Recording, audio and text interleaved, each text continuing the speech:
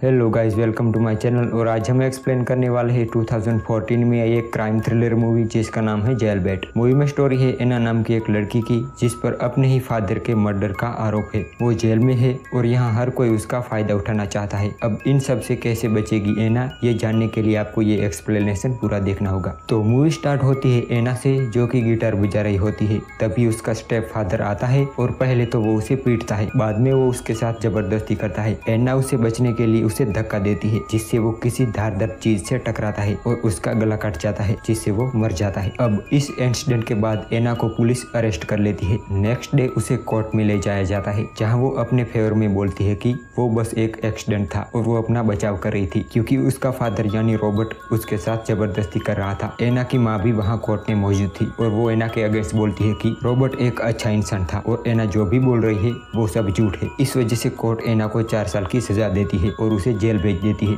जहां उस जेल में कैदी 2 ग्रुप में बटे हुए थे, व्हाइट ग्रुप और प्ले ग्रुप। व्हाइट ग्रुप के लीडर का नाम कोडी था और प्ले ग्रुप के लीडर का नाम जॉय था। इस जेल के जेलर का नाम फ्रैंक था और वो सबको इस जेल के रूल समझा के वहाँ से चला जाता है। जेल में एना को एक लड़की जीनी के साथ रखा जाता है, जो ज्यादा बात नहीं करती और ज्यादातर अकेले ही रहती है, पर एना को देखते ही वो उसकी तरफ अट्रैक्ट हो जाती है। अगले दिन जब सभी कैदियों को कंपाउंड में ले जाया जाता है, तभी कोडी, जो कि व्हाइट ग्रुप की लीडर थी, वो उसके पास आती है और उसे अपने ग्रुप में ज्वाइन होने को कहती है, ताकि बाकी कैदी उसे परेशान ना करे। पर एना उसे मना कर देती है। पर कोडी कहती है कि ऐसा नहीं चलेगा, ये जेल वैसी नहीं है जैसा तुम सोच रही हो। वो कहती है तुम्हें किसी एक ग्रुप को चुनना होगा, वरना वो इस जगह ज्यादा दिन नहीं टिक पाएगी। कोडी के समझाने के बाद भी एना कहती है कि मुझे किसी की मदद नहीं चाहिए, वो बस अकेला रहना चाहती है। एना के मना करने से बाकी की लड़कियां कोडी की तरफ देखने लगती है, जिससे कोडी को गुस्सा आता है। उसे लगता है एना ने उसकी बात न मानकर उसने सबके सामने उसकी बेइज्जती की, जिसके बाद कोडी अपनी टीम की लड़कियों के साथ मिलकर एना को बहुत मारती है। एना जब जीनी के पास आती है तो जीनी उसे हमदर्दी जताने के बहाने यहाँ वहाँ टच करती है, जिससे एना भी कंट्रोल नहीं रख पाती और उसके साथ इंटीमेट होती है।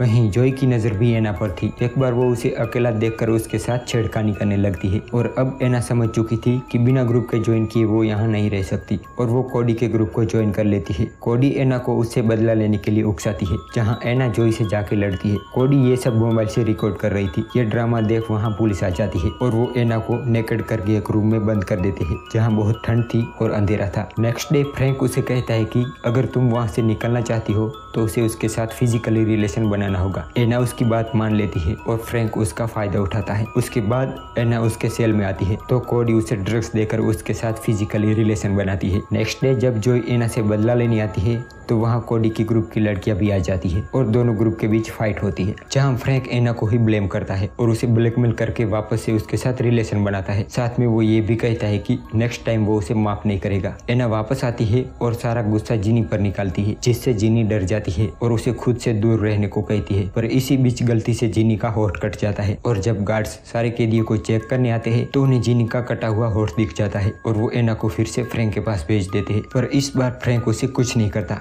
क्योंकि एना उसका मूड खराब कर देती है ये कह के कि वो उसका रेप करता है। पर एना को भेजने से पहले वो उसे कहता है कि उनके बीच जो भी चल रहा है उसे वो रेप नहीं कह सकती और अगर उसे जानना है कि रेप क्या होता है। कोडी से चले जाने के बाद वो उस ग्रुप के पास जाती है जो हर वक्त ड्रग्स के नशे में डूबी रहती है। एना उसके पास जाके कहती है कि उसे भी इंजेक्शन चाहिए, जिसके बाद वो ड्रग्स के नशे में डूब जाती है। एना को ऐसी हालत में देखकर कोडी को उसकी फिक्र होने लगती है और वो एना के पास जाकर उसे समझाने की कोशिश करती है, पर एना नहीं मानती। इधर अपोजिट ग्रुप वाली लड़कियों को पता चल जाता है कि एना अब कोडी से अलग हो चुकी है और इसके बाद वो एना का फायदा उठाती है और उसे बहुत मारती है, जिसके बाद एना और भी ड्रग्स लेने लगती है। पर एक दिन जब वो ड्रग्स लेने जाती है तब कोडी वहाँ आ जाती है और अपने ग्रुप के साथ मिलकर सभी ड्रग्स लेने वाली लड़कियों को मारती है, जिसके बाद वार्डन को कंपाउंड में आना पड़ता है। पर वार्डन को देख के एना अपना आपा खो देती है और वार्डन को नुकसान पहुंचाकर वो खुद को मारने की कोशिश करती है, जिसके बाद फ्रैंक को गुस्सा आ जाता है। वो उसे न्यूड करके फिर से उस ठंडे कमरे में बंद कर देता है और वो भी बहुत दिनों के लिए। इससे तंग आकर एना सुसाइड करने की कोशिश करती है, जिसके बाद कई दिनों तक एना को जेल के हॉस्पिटल में रखा जाता है, जहां एना के सामने और भी मरीज रहती है जो ड्रग्स की वजह से तड़प रही होती है। उन्हें देखकर एना को समझ आता है कि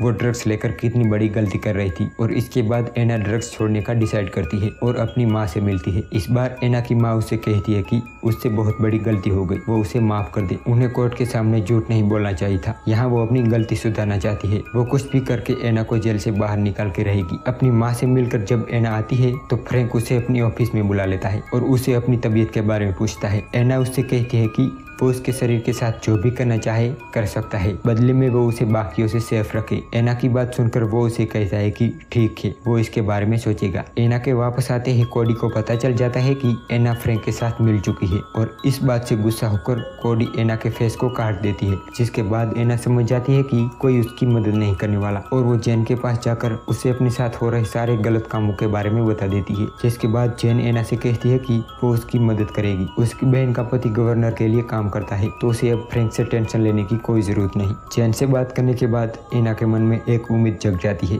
कि अब उसे इंसाफ मिलेगा, पर फ्रैंक अपने कैमरे में एना और जेन को देख लेता है और एक कैदी के हाथों जेन को मरवा देता है और फिर दोबारा एना का रेप करता है। पर जब एना अपने सेल में बैठी हुई थी तब उसे एक लेटर मिलता है जिसमें लिखा होता है कि जल्दी ही उसकी जेल की सुनवाई होने वाली है। जिसके बाद एना डिसाइड करती है कि जब ऑफिसर्स उसके बेल के टाइम इंस्पेक्शन के लिए आएंगे तब वो फ्रैंक का सच सबके सामने लाएगी और प्रूफ के लिए वो कोडी के पास जाती है और उससे उसका फोन मांगती है। तब फ्रैंक वापस से एना को अपनी ऑफिस में बुलाता है। तब वो सब कुछ रिकॉर्ड कर लेती है और जब इंस्पेक्शन के लिए ऑफिसर्स आते हैं तब एना उन्हें फ्रैंक का क्लिप दिखा देती है। जिसके बाद फ्रैंक को तुरंत अरेस्ट कर लिया जाता है और एना से वो ऑफिसर्स माफी मांगते हैं कि उससे इतना सब कुछ झेलना पड़ा और वो उसकी बहादुरी के लिए वो उसकी बेल को अप्रूव कर देते हैं और यहाँ ये मूवी एंड हो जाती है।